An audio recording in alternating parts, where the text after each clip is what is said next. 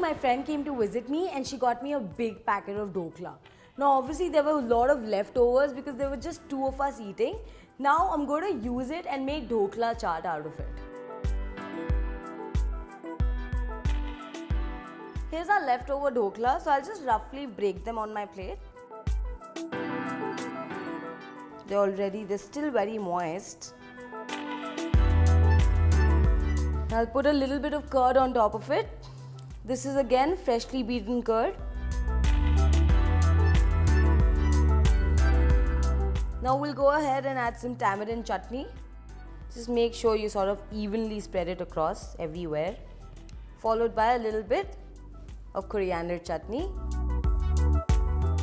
Add a little bit of chopped onion. Gives a nice crunch to it. And just to add a little bit of spice, little bit of green chilies. Add a little bit of salt, some red chili powder, some black salt, dried mango powder, and a little bit of chaat masala. And now my favorite bit of the recipe, the save.